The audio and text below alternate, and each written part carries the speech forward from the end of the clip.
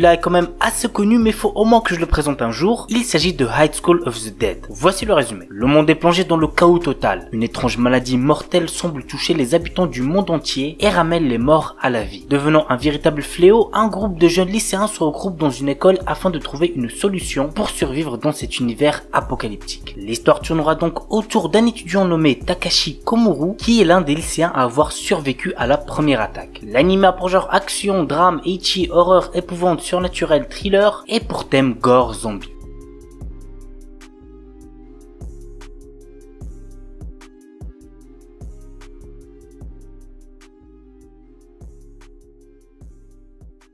Yuzakura Quartet Hana no Uta. À savoir avant toute chose que ce n'est pas une suite aux précédentes adaptations du manga Yuzakura Quartet. Elle raconte à nouveau l'histoire du début et y incorpore des éléments nouveaux. Bref, voilà le résumé. Afin de venir en aide aux yokai souvent persécutés par les humains, certaines personnes ont décidé de planter des cerisiers, seul lien connectant le monde des humains à celui des yokai. Ainsi fut créée une ville où humains et yokai cohabitent librement. Akina, héritier du pouvoir des Izumi, appartient à une famille chargée d'assurer la protection des habitants et de renvoyer dans leur monde les yokai ayant de mauvaises intentions. Mais très vite, d'étranges cas d'attaque de yokai secouent la ville. Vous l'aurez compris, l'équilibre est donc menacé. L'anime a pour genre action, comédie, surnaturel, ecchi, pour thème combat, folklore, yokai, et compte un total de 13 épisodes.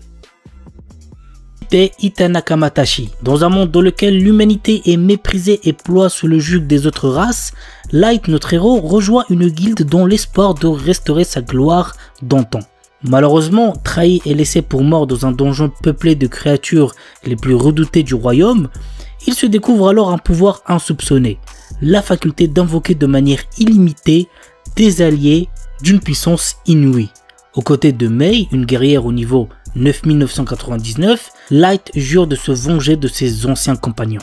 L'anime a pour genre action, aventure, fantasy et pour thème harem, magie, vengeance.